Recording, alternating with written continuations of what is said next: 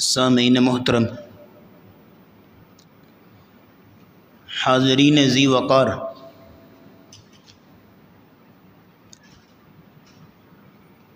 آج قرآن مجید کے مضامین میں سے اور قرآن مجید کے بنیادی پیغامات اور احکامات میں سے ایک انتہائی اہم پیغام آپ کے سامنے رکھنا ہے، جس کو اللہ رب العزت نے قرآن مجید میں ایک نہیں متعدد مقامات میں بیان کیا ہے۔ سورہ محمد کی آیت نمبر 7 میں اللہ رب العزت فرماتے ہیں، یا ایھا الذین آمنوا، اے وہ لوگ جو ایمان لائے ہو، ان تنصروا اللہ ینصرکم، اگر تم اللہ کی مدد کرو گے، ینصرکم، اللہ تمہاری مدد کرے گا، وَيُثَبِّتْ أَقْدَامَكُمْ، اور اللہ تمہارے قدم جما دے گا، تمہیں ثابت قدمی عطا کرے گا۔ تو اس کا مین تھیم یہ ہے اس آیت کا کہ اے ایمان والو، اگر تم پورے عزم اور حوصلے کے ساتھ، پورے جذبے، محنت اور لگن کے ساتھ اللہ کے دین کی سربلندی کے لیے اس میں جد و جہد کرتے ہو، اس کی ترویج کے لیے محنت کرتے ہو، تم اللہ کے دین کے لیے اٹھ کھڑے ہوئے، تو ینصرکم، اللہ بھی تمہاری مدد کرے گا۔ تمہارا کام یہ ہے کہ پہلا قدم اٹھانا ہے۔ جب تم اٹھ کھڑے ہوئے تو اگلا کام پھر تمہارا رب سنبھال لے گا، تمہارا بازو تھام لے گا، وَيُثَبِّتْ أَقْدَامَكُمْ، تمہارے قدم جما دے گا۔ لیکن اس آیت کی لفاظی پہ غور کیجئے گا، اللہ نے جملہ بولا ان تنصروا اللہ، یہ ان عربی زبان میں حروف شرط میں سے ہے، شرطیہ ہے، اگر تم نے اللہ کی مدد کی، ینصرکم، پھر وہ تمہاری مدد کرے گا۔ اس کا مفہوم مخالف کیا ہے کہ اگر تم نے اللہ کی مدد نہ کی تو پھر ادھر سے بھی کوئی امید نہ رکھنا۔ آج ہماری مدد کیوں نہیں ہو رہی؟ اس لیے کہ ہم نے اللہ کی مدد کرنا چھوڑ دی ہے، انفرادی طور پر بھی اور اجتماعی طور پر بھی۔ فلسطین کے معاملے کو لے لو، کون سی ایسی مسجد ہے، اسلامی ملک دکھائیے یا کوئی بھی ایسی مسجد پوری دنیا میں جہاں ان کے لیے دعائیں نہ ہوئی ہوں، باقاعدہ قنوت نازلہ ہوئی، حتیٰ کہ مقدس مسجدیں، مسجد نبوی اور مسجد حرام میں بھی دعائیں کی گئیں رمضان میں، لیکن کوئی مدد آئی؟ کوئی تبدیلی نظر آئی آپ کو؟ اس لیے کہ ہم نے اللہ کی مدد نہیں کی، ہم ہاتھ پہ ہاتھ دھر کے بیٹھے ہوئے ہیں۔ ہمارا حال یہ ہے کہ ہم نے اللہ کے دشمنوں کے ساتھ دوستیوں کی پینگیں چڑھائی ہوئی ہیں، ہم نے اللہ کے باغیوں کو اپنا دوست بنایا ہوا ہے، اپنا سرپرست بنایا ہوا ہے، اپنا سب کچھ ریموٹ کنٹرول کی طرح ان کے ہاتھ میں دیا ہوا ہے۔ تو سر، اللہ کے دشمنوں کے ساتھ دوستیاں لگا کے، اللہ کے دشمنوں اور اللہ کے باغیوں کی سرپرستی میں آ کے، اور پھر یہ ہے کہ اللہ کے خلاف اعلان جنگ ہے کہ ہماری پوری معیشت ہی سود پہ چل رہی ہے، اللہ کے خلاف اعلان جنگ کر کے اللہ آپ کی مدد کرے گا، یہ تو انہونی بات ہوئی نا۔ یہ کیسے ہو سکتا ہے؟ پوری معیشت سود پہ ہے، اللہ کے خلاف اعلان جنگ کیا ہوا ہے، تو مدد کیسے ہوگی؟ اس آیت کا مین تھیم یہ ہے، ان تنصروا اللہ، اگر تم نے اللہ کی مدد کی، ینصرکم، پھر وہ تمہاری مدد کرے گا۔ اسی طرح کا مضمون اللہ نے بیان کیا سورہ حج کی آیت نمبر 40 میں، یہ تھی سورہ محمد کی آیت نمبر 7، یہی موضوع ہے سورہ حج کی آیت نمبر 40 میں، اور وہاں الفاظ مزید چھوٹے کر دیے جامعیت کے لیے، کہا وَلَيَنْصُرَنَّ اللَّهُ مَن يَنْصُرُ، اللہ اس کی مدد کرے گا جو اللہ کی مدد کرے گا۔ تو یوں سمجھ لیجئے کہ اللہ کے دین کی مدد، اللہ کے دین کے لیے محنت کرنا، جد و جہد کرنا، اس کو اللہ اپنی مدد کہہ رہے ہیں۔ اور اللہ کی مدد علم سے بھی ہوتی ہے، یعنی دین کی مدد علم سے بھی ہوتی ہے، تلوار سے بھی ہوتی ہے، دین کی مدد جان سے بھی ہوتی ہے، مال سے بھی ہوتی ہے، دین کی مدد زبان سے بھی ہوتی ہے، ہاتھ سے بھی ہوتی ہے۔ الغرض کسی طرح سے بھی ہر دور کے اپنے تقاضے ہوتے ہیں، ہر شخص کی اپنی سہولیات ہیں، ہر شخص کے پاس ٹیلنٹ اپنا ہے، مختلف ہے، ہر شخص کے پاس فیسلٹیز اور اپرچونٹیز مختلف ہیں۔ اپنے اپنے دائرے اختیار میں رہتے ہوئے دین کے لیے جد و جہد کرنا، محنت کرنا، اس کو اللہ رب العزت اپنی مدد کہہ رہے ہیں، اور وعدہ کر رہے ہیں کہ پھر اللہ بھی تمہاری مدد کرے گا۔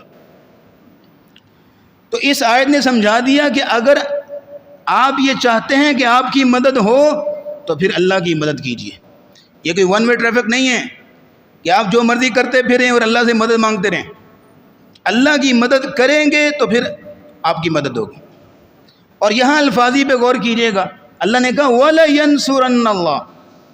اگر یہاں کوئی تھوڑی بہت بھی گرامر جاننے والا بیٹھا ہے تو وہ جانتا ہے کہ یہاں پہ عربی زبان میں تاکید کے لیے اس سے بڑا اسلوب کوئی نہیں کہ فعل مضارع ہے اور اس سے پہلے لام تاکید ہے اور بعد میں نون ثقیلہ ہے، اور ترجمہ کیا کریں گے وَلَيَنْصُرَنَّ اللَّهُ، ضرور بالضرور اللہ اس کی مدد کرے گا، یعنی گارنٹی پوری تاکید کے ساتھ۔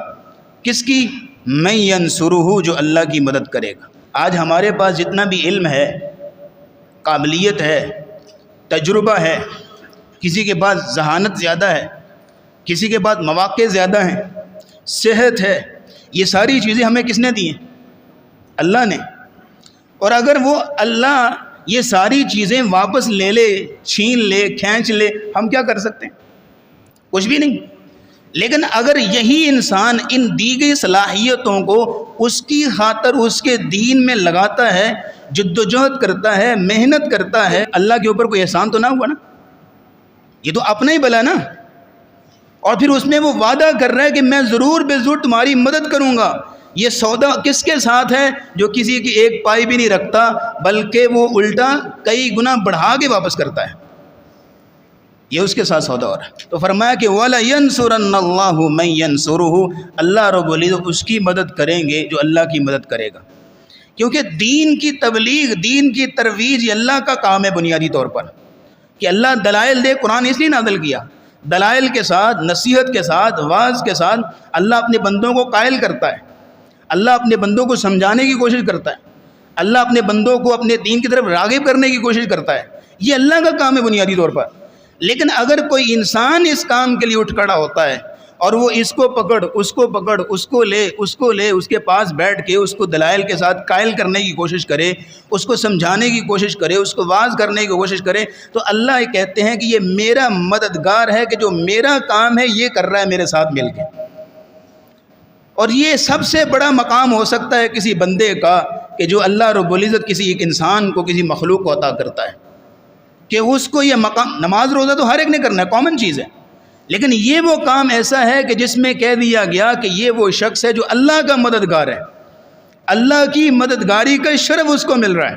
تیسری آیت یہاں نوٹ کیجئے گا، سورہ آل عمران کی آیت نمبر 52، یہی موضوع ہے، لیکن وہاں حضرت عیسیٰ علیہ السلام کے بارے میں آتا ہے۔ حضرت عیسیٰ علیہ السلام اپنے دین کی تبلیغ کر رہے ہیں، اب ظاہر مشکلات آ رہی ہیں یہودیوں کی طرف سے، تو پھر کہا اپنے حواریوں سے کہ اب بھائی میں اکیلا کر رہا ہوں کام، میرے ساتھ اٹھ کھڑے ہو، میرے ساتھ ملو۔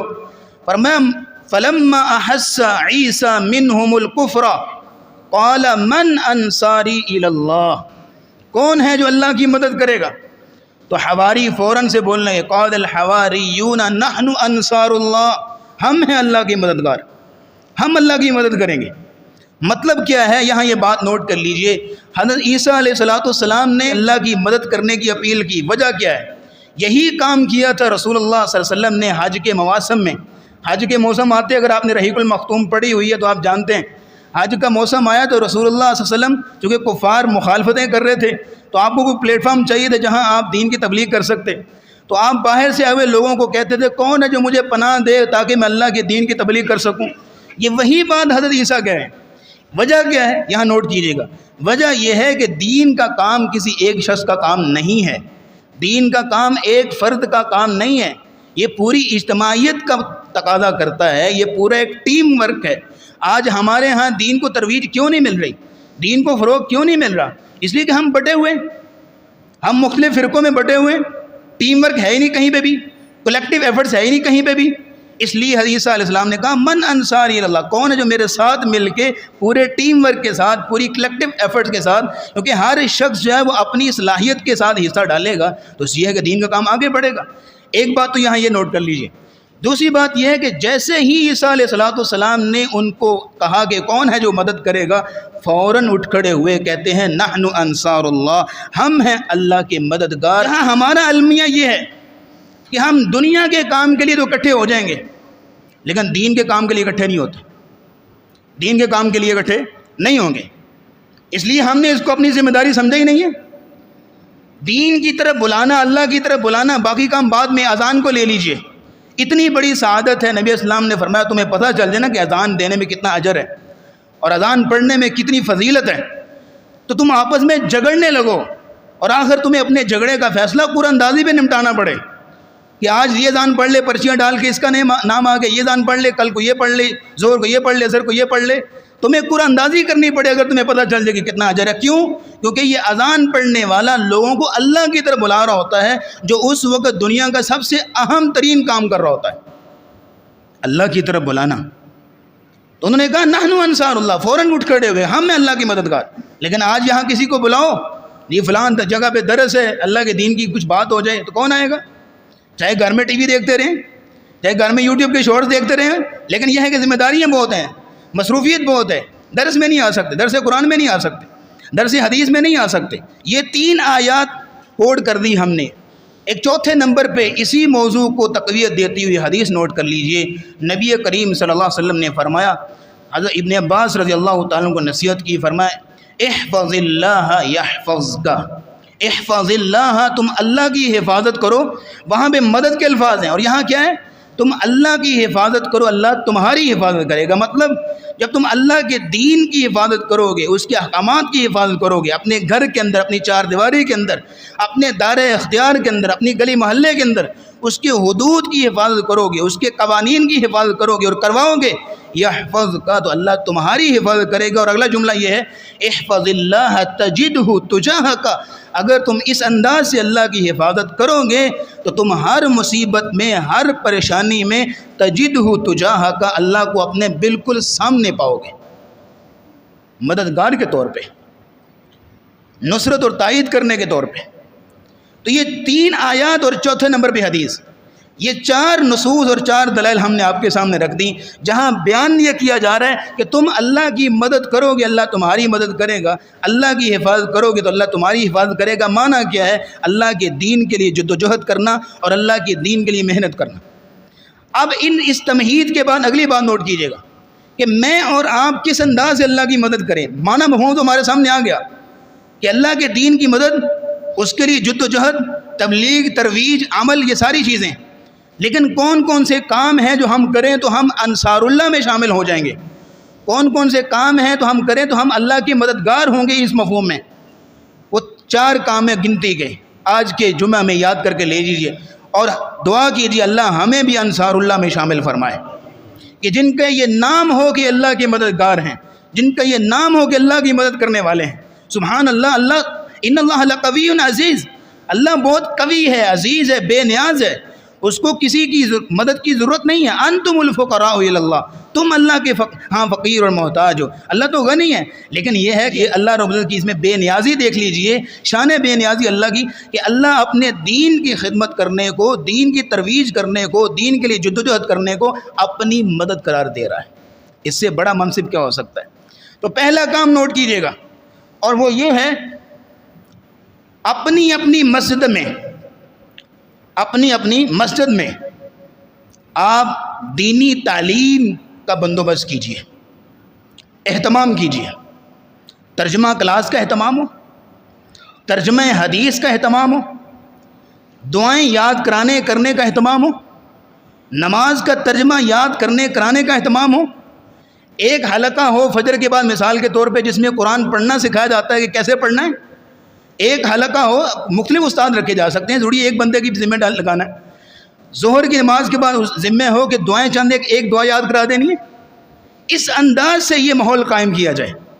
نبی کریم صلی اللہ علیہ وسلم کے زمانے میں آپ ایسی مسجد کا تصور ہی نہیں کر سکتے کہ جس میں دین کی تعلیم نہ دی جاتی ہو، ایسی مسجد کا تصور ہی نہیں کر سکتے جہاں پہ تربیت نہ دی جاتی ہو۔ اور آج ہمارا معاملہ یہ ہے کہ 15 سال ہو چکے ہیں نماز پڑھتے ہوئے، 20 سال ہو چکے ہیں نماز پڑھتے ہوئے، ابھی تک نماز کا ترجمہ نہیں آتا۔ آپ پکڑ لیجئے، سلام لیجئے، مصافحہ کیجئے، اس کو پاس بٹھا لیجئے، پیار سے پوچھئے سبحان ربی الاعلیٰ کا ترجمہ کیا ہے، کتنے لوگ ہیں جو آپ کو بتائیں گے؟ اگر ترجمہ نہیں آتا تو کیا پڑھ رہے ہیں نماز کے اندر؟ کیا باتیں کریں اللہ سے؟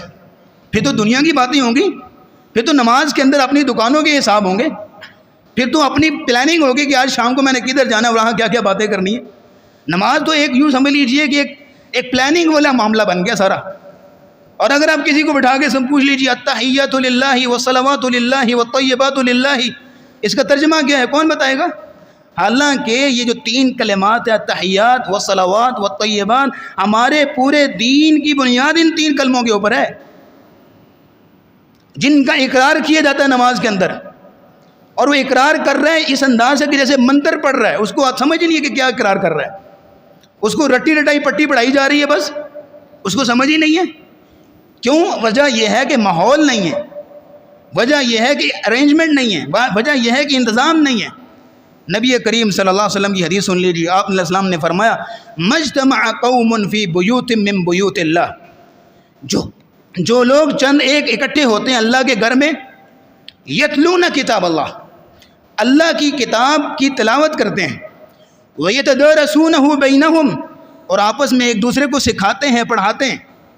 فجر کے بعد، عصر کے بعد، ظہر کے بعد، مغرب عشاء کے بعد چند لوگ بیٹھ کے قرآن کی تعلیم دی جا رہی ہے، سیکھنا سکھانا ہو رہا ہے، حدیث کی تعلیم دی جا رہی ہے، آج یہ حدیث پڑھنی ہے، کل یہ پڑھنی ہے، پرسوں یہ پڑھنی ہے، آج ان آیات کا ترجمہ تفسیر تشریح ہوئی ہے، کل ان کی ہوگی۔ یہ ایک قوم بیٹھی ہوئی ہے، چند لوگ بیٹھے ہوئے ہیں، ان پر اللہ رب العزت ان بیٹھے ہوں پہ اللہ 4 چیزیں نازل کرتا ہے۔ کتنی چیزیں؟ گنیے گا ذرا۔ پہلی چیز نبی کریم صلی اللہ علیہ وسلم نے فرمایا نزلت علیہم السکینہ، اللہ رب العزت ان کے اوپر سکون اور اطمینان نازل کرتا ہے۔ کہاں بے سکونے میں پھر رہے ہیں، بے چین پھر رہے ہیں، سکون کو نہیں، اطمینان کو نہیں، ڈپریشن ہے، انزائٹی ہے، پتہ نہیں کیا کیا بیماریاں آ گئیں، کیا کیا معاملے آ گئے۔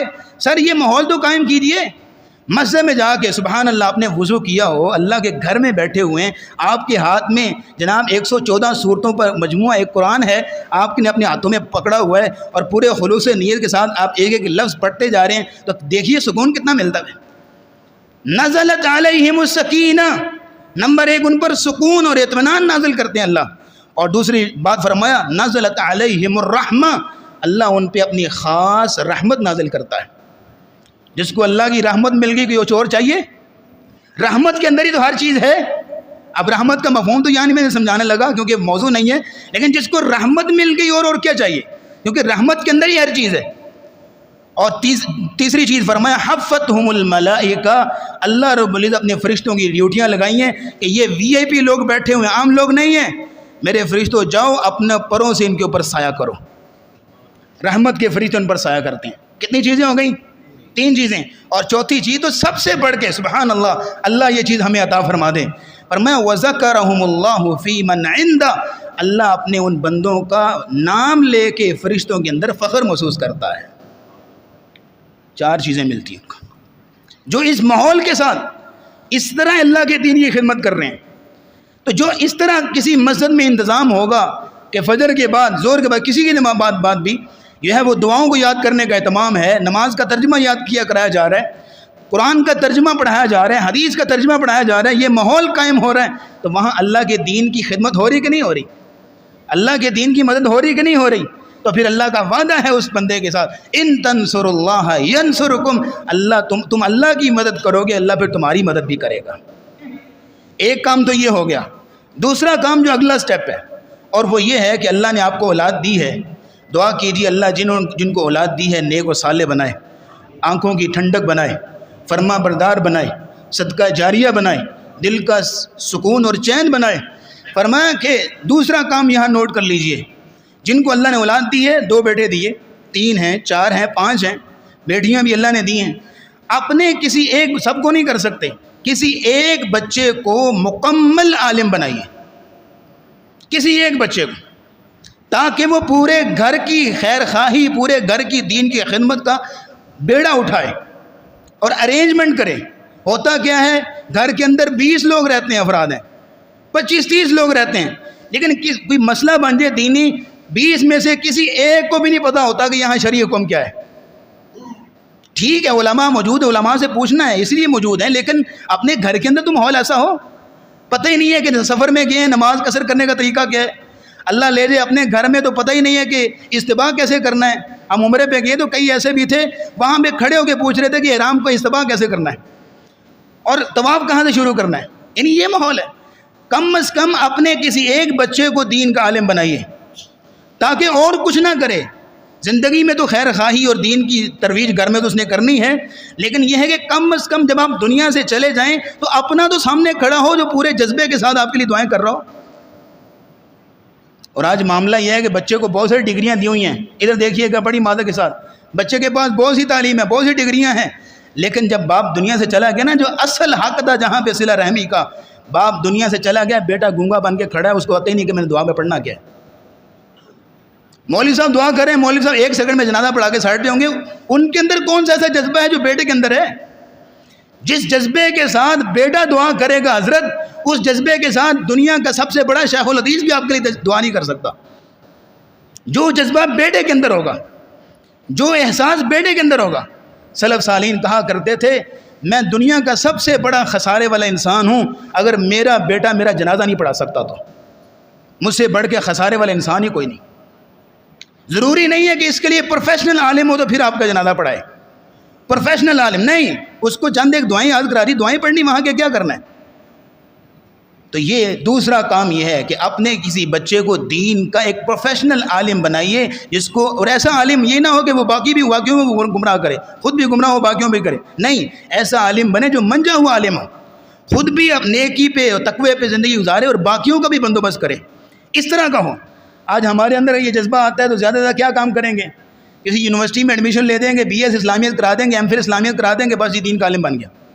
جس ماحول میں وہ پڑھ رہے ہیں دن رات، جو ہے وہ جو معاملہ وہاں پہ ہوتا ہے، اور جو کو ایجوکیشن ہے اور نظروں کی آوارگی اور بے حیائی کا معاملہ ہے، وہ اس ماحول میں جی کے، اس ماحول میں زندگی گزار کے کیا وہ بعد میں دین کی خدمت کرے گا اور آپ کو بتائے گا؟ کچھ بھی نہیں۔ اس کو ایسے علماء کے جن کی داڑیاں سفید ہو چکی ہیں تقوی کے اندر، جن کی داڑیاں سفید ہو چکی ہیں روحانیت کے اندر، ان کے سامنے بٹھائیں، پھر اس کو پتہ چلے کہ روحانیت کس چیز کا نام ہے، تقوی کس چیز کا نام ہے۔ تو یہ 2 کام ہو گئے۔ ایک بات تو یہ ہے کہ مسجد کے اندر انتظام ہو، دوسری بات یہ ہے کہ اللہ کے دین کی خدمت میں اپنے کسی ایک بچے کو عالم بنائیے۔ یہ 2 کام جو کریں گے تو پھر اللہ کے دین کی مدد ہوگی کہ نہیں ہوگی؟ میرے ساتھ ملتے جائیے۔ فرمایا ان تنصر اللہ ینصرکم، تم اللہ کی مدد کرو گے پھر اللہ تمہاری بھی مدد کرے گا۔ تیسری بات یہاں نوٹ کر لیجئے، اور وہ یہ ہے کہ اگر آپ اپنا بچہ یوں عالم نہیں بنا سکتے، کرنا تو یہ چاہیے، لیکن اگر ممکن نہیں ہو پا رہا، کسی طرح بھی وقت گزر گیا، کوئی ایسا معاملہ بن گیا، کیونکہ اولاد کے معاملے میں ہم بے بس ہو جاتے ہیں، ہماری ہمت جواب دے جاتی ہے، تو تیسرا کام یہ کر لیجئے کہ آپ کی نظر میں اگر کوئی ایسا بچہ ہو جو بڑی ہی لگن اور تڑپ کے ساتھ دین کی تعلیم حاصل کر رہا ہے، تربیت لے رہا ہے، دین پڑھ رہا ہے، اور آپ جانتے ہیں، اس کو دیکھ رہے ہیں، اس کے بیٹھنے اٹھنے کی اسٹائل کو، اس انداز کو، جو کل کو ایک منجا عالم بنے گا اور بڑی خدمت کرے گا دین کی، آپ اس کی تعلیم، اس کی تربیت، اس کی نشو و نما، اس کی پرورش، اس کی کفالت اپنے ذمہ لے لیجیے۔ یہ بھی اللہ کے دین کی مدد ہے۔ یہ تیسرا کام ہے جو آپ نے کرنا ہے، یعنی پہلے 2 کام اگر نہیں ہو پا رہے تو یہ تیسرا تو لازمی ہو، کسی کی پرورش اپنے ذمہ لے لیجیے۔ حدیث ہے نبی اسلام کی، فرمایا من علم علما، جس بندے نے علم حاصل کیا، پوری طرح جان ماری، اور دوسری بات وہ نشرہ، اور جس بندے نے علم کو نشر کیا. علم کو نشر کا مطلب کیا ہے؟ عالم کی مدد کی، یا اس کی کتاب کو آگے جو ہے وہ چھاپنے میں مدد کی، اس کی کتاب کو آگے فروخت کرنے میں مدد دی، اس کی کتاب کو پھیلانے میں مدد کی، اس کے پیغام کو آگے پھیلانے میں مدد کی، کسی طرح بھی اس کے علم کو نشر کیا. فرمایا یہ عالم اور یہ ناشر دونوں اجر میں برابر ہیں. یہ عالم اور یہ ناشر دونوں اجر میں برابر ہیں. تو کسی طرح بھی یہ ممکن ہو. آپ نے ایک پتہ چلا کہ بچہ حفظ میں داخلہ لے لیا اس نے، ادھر دیکھیے گا ذرا، بڑی عمدہ بات کرنے لگا ہوں. ایک بچے نے حفظ میں داخلہ لیا ہے. آپ ایک قرآن لیتے ہیں جو بڑی حد 500 میں آ جائے گا، قرآن 600 میں آ جائے گا، اتنی قیمت ہوتی ہے. آپ وہ خرید لیجئے، اس کا ہدیہ دے گے، اور وہ قرآن جو اس بچے کو ہدیہ کر دیجئے. اللہ کی قسم وہ پورا قرآن حفظ کرے گا، ساری زندگی قرآن پڑھتا رہے گا، پڑھاتا رہے گا، تراویح میں اور تمام معاملات، سارے کا سارا اجر جتنا اس کو پہنچ رہا ہے، جتنا اس کے ماں باپ کو پہنچ رہا ہے، اسی اجر میں برابر کے شریک آپ بھی ہوں گے، کیونکہ آپ نے وہ قرآن لے کے دیا تھا جس کو پڑھ کے اس نے یہ مقام حاصل کیا. تو یہ 3 کام ہو گئے. اور چوتھا اور آخری کام یہ ہے کہ جو ہم سب کے ذمہ لازمی، اور وہ یہ ہے امر بالمعروف و نہی عن المنکر، دین کی تبلیغ کرنا. یاد رکھیے دین 2 کاموں کے لیے آیا ہے، تیسرا کوئی کام نہیں. دین کو پڑھنا ہے، پڑھانا ہے، دین کے ساتھ تعلق رکھنا ہے، اللہ کی مدد کرنی ہے، تو صرف 2 کام ہیں. نمبر 1 عمل کرنا. دین پڑھ لیا تو نمبر 1 کیا ہے؟ عمل کرنا. اور نمبر 2 یہ ہے کہ اس کو آگے پہنچانا. تیسرا کوئی کام نہیں. یا دین اس لیے پڑھ رہا ہے کہ دنیا کماؤں، یا جو شخص دین اس لیے پڑھ رہا ہے تاکہ میرا نام ہو، چرچا ہو، دین اس لیے پڑھ رہا ہے تاکہ جو ہے وہ اس کی شہرت ہو، دین اس لیے پڑھ رہا ہے یہ اور دنیاوی منفعت ہے. دین اس لیے پڑھنا ہے تاکہ اللہ کا کلمہ بلند ہو، دین اس لیے پڑھنا ہے تاکہ اللہ رب کے دین کی ترویج ہو. لیکن اگر دنیاوی منفعت کے لیے اس نے دین پڑھا ہے، دین سیکھا ہے، شہرت، یہ 2 بھی چیز، فرمایا لم یجد رائحۃ الجنہ، وہ بندہ کبھی بھی، جنت تو دور کی بات ہے، جنت کی خوشبو بھی نہیں پائے گا. جنت تو دور کی بات، جنت کی خوشبو بھی نہیں ملے گی اس کو. تو امر بالمعروف و نہی عن المنکر، دین کی تبلیغ اور ترویج. اور اس کے لیے بات سن لیجیے، اللہ رب العزت نے تو امت محمدیہ کا فرض منصبی یہ بیان کیا، مشہور آیت، لیکن اس میں ایک چیز جو مس ہو جاتی ہے ہم سے، وہ نوٹ کرنی یہاں پہ آپ نے، ہے تو مشہور آیت، کنتم خیر امت اخرجت للناس، تم سب سے بہتر امت ہو. اور سب سے بہتر امت ہونے کے لیے 3 شرائط اس آیت میں بیان کی گئی. 3 شرائط. نمبر 1 اخرجت للناس، تم نے لوگوں کے لیے کام کرنا ہے. کفار جیتے ہیں اپنے لیے، لیکن مسلمان کی شان یہ ہے، اس کو پیدا کیا گیا، اس کو بھیجا گیا امت محمدیہ کا شخص کہ اس نے دوسروں کے لیے کام کرنا ہے. نبی اسلام نے کر کے دکھایا دوسروں کے لیے کام. اپنی بیٹی آئی ہے، ایک غلام دے دیجئے تاکہ وہ میرے ساتھ معاون ہو. نبی کریم صلی اللہ علیہ وسلم کے پاس خادم موجود تھے، غلام موجود تھے، لیکن نبی کریم صلی اللہ علیہ وسلم نے اپنی بیٹی کو نہیں دیا غلام، اپنی بیٹی کو خادم نہیں دیا، بلکہ جو آپ کے پاس پڑھنے والے تھے صفہ کے اندر، غریب نادار تھے، آپ نے فرمایا میں نے ان غلاموں کو ان پہ خرچ کرنا ہے. دوسروں کے لیے جینا سکھایا کہ نہیں؟ یہ فرمایا کنتم خیر امت اخرجت للناس، تم لوگوں کی بھلائی کے لیے نکالے گئے ہو. اور دوسری بات فرمایا تأمرون بالمعروف وتنہون عن المنکر، تم نیکی کا حکم دیتے ہو اور برائی سے منع کرتے ہو. یعنی کہ تم دیکھتے ہو برائی ہو رہی ہے اس کو روکتے ہو، تم دیکھتے ہو نیکی چھوڑی جا رہی ہے تم حکم دیتے ہو. اور تیسرا کام فرمایا وتؤمنون باللہ، تم اللہ پر ایمان لاتے ہو، تمہاری توحید مضبوط ہے. یہ 3 کام. اور ایمان بھی ایسے درجے کا، ایمان بھی اس لیول کا ہو کہ آپ کے سامنے برائی ہو رہی ہو تو آپ سے بالکل برداشت نہ ہو کہ میرے سامنے اللہ کی حدود کی پامالی ہو رہی ہے، اللہ کی حدود کی دجیاں اڑ رہی ہیں، آپ سے بالکل برداشت نہ ہو. یہ اس درجے کا ایمان ہے. اس درجے کا ایمان کہ آپ کے نہ صرف کہ آپ خود نیکی کریں، بلکہ آپ کے سامنے کوئی نیکی چھوڑ رہا ہے، نیکی کو نظر انداز کر رہا ہے تو آپ کو سے برداشت نہ ہو، آپ پابند کریں اس کو کہ تم بھی نیکی کر. اس درجے کا ایمان چاہیے. اب یہاں نوٹ کر لیجئے ایک بات جو یہاں مس کر دیتے ہیں ہم. اللہ رب العزت نے قرآن مجید میں اکثر پہلے ایمان کا ذکر کیا، بعد میں اعمال کی باری آتی ہے. پہلے ایمان کا ذکر کرتے ہیں، بعد میں اعمال کی باری آتی ہے. لیکن یہاں پہ کہا اخرجت للناس تأمرون بالمعروف وتنہون عن المنکر، یہ اعمال پہلے آئے، ایمان بعد میں. وجہ کیا ہے؟ یہاں نقطہ نوٹ کر لیجئے تو آج کے جمعے کا پیغام آپ کے سامنے آ گیا. ایمان بعد میں کیوں؟ یہاں پہ ایمان تو پہلے ہوتا ہے، کلمہ نہیں پڑھے گا تو آگے اعمال کون سے کرنے ہیں؟ پہلے کلمہ، ایمان، توحید، پھر اعمال، لیکن یہاں ایمان بعد میں کیوں؟ کیونکہ یہاں جو دو چیزیں بتائی جا رہی ہیں، اخرجت للناس اور تأمرون بالمعروف، اگر وہ آپ کے اندر نہیں ہیں تو ایمان ہی نہیں ہے، سرے سے ایمان ہی قابل قبول نہیں ہے۔ یعنی وہ کیسا ایمان ہے کہ آپ کے گھر کے اندر اللہ کی حدود کی دھجیاں اڑ رہی ہوں، اللہ کے خلاف بغاوت ہو رہی ہو، اور آپ جو ہے وہ چپ کر کے بیٹھے ہوئے، یہ کیسا ایمان ہے؟ اس کو تو حدیث میں گونگا شیطان کہا گیا ہے کہ آپ کے سامنے آپ کے بچے اللہ کے احکامات کو نظر انداز کر رہے ہیں، آپ کے گلی محلے میں اللہ کے پیغامات کو جو ہے وہ نظر انداز کیا جا رہا ہے، اور آپ چپ کر کے بیٹھے ہوئے ہیں، اور بالکل آپ کے سر میں جوں تک نہیں رینگ رہی، آپ کو کوئی صدمہ، کوئی افسوس، دل میں کوئی جو ہے وہ قلق اضطراب نہیں ہو رہا، اس کا مطلب یہ ہے کہ آپ کا ایمان ہی نہیں ہے۔ اس لیے یہاں پہ ایمان کو بعد میں ذکر کیا گیا، اور نبی کریم صلی اللہ علیہ وسلم کی حدیث بھی یہ ہے، آپ نے فرمایا من رأى منکم منکرا فلیغیرہ بیدہ، تم میں سے کوئی شخص برائی کو دیکھے تو اپنے ہاتھ سے روکے، برائی کو دیکھے تو اپنے ہاتھ، فلیغیر، امر کا صیغہ، الامر تدل علی الوجوب، فرض ہے، واجب ہے، روکے اس کو۔ فرمایا فإن لم يستطع فبلسانہ، اگر ہاتھ سے نہیں روک سکتا تو زبان سے منع کرے، اگر زبان سے نہیں روک سکتا تو دل میں کم از کم نفرت کا اظہار کرے، دل میں برا جانے، افسوس کا اظہار کرے، افسردہ ہو۔ اور فرمایا تیسرے نمبر پہ فرمایا وَذَلِكَ أَضْعَفُ الْإِيمَانِ، جس شخص کا معاملہ یہ ہے کہ برائی کو دیکھ کے، اللہ رب العزت کی نافرمانی کو دیکھ کے اس کے دل میں افسوس بھی نہیں ہوتا، اس کو برا بھی نہیں لگتا، نفرت بھی نہیں ہوتی، وَذَلِكَ أَضْعَفُ الْإِيمَانِ، اس میں تفضیل کا صیغہ بولا، کہا یہ سب سے کمزور ترین درجہ ایمان کا، کہ ایمان ہی بڑا کمزور ہے، کہ اس کے دل میں افسردگی بھی بڑی مشکل سے ہو رہی ہے۔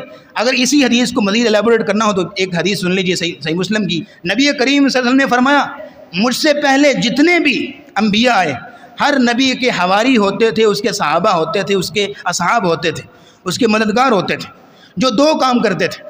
ادھر دیکھیے گا، یاخذون بسنتہ، جو اس نبی کی سنت کو مضبوطی سے تھام لیتے تھے، ویقتدون بامرہ، دوسرا کام اس کے حکموں کی پیروی کرتے تھے، یہ دو کام کرتے تھے۔ فرمایا کہ اس کے بعد ایسے ناخلف لوگ آئے جنہوں نے دو کام کیے، بعد میں ناخلف لوگ آئے جنہوں نے دو کام کیے۔ نمبر ایک، وَأَنَّهُمْ يَقُولُونَ مَا لَا يَفْعَلُونَ، وہ ایسی باتیں کہتے ہیں جو کرتے نہیں ہیں، یعنی تقوی کے بڑے اشتہار لگائیں گے، بڑا ظاہر کریں گے ہم نیک ہیں، یہ معاملہ ہے، لیکن عملی اعتبار سے کھوٹے، بالکل عمل کچھ بھی نہیں ہے۔ اور فرمایا کہ وَأَنَّهُمْ يَقُولُونَ مَا لَا يَفْعَلُونَ، وہ ایسی باتیں کہتے ہیں جو کرتے نہیں ہیں، وَأَنَّهُمْ يَفْعَلُونَ مَا لَا يُؤْمَرُونَ، اور ایسے کام کرتے ہیں جن کا انہیں حکم نہیں دیا، نہ اللہ نے حکم دیا، نہ رسول اللہ نے حکم دیا، اپنی طرف سے دین میں کام شروع کیے ہوئے ہیں۔ ایسے ناخلف ہے جنہوں نے یہ دو کام کیے۔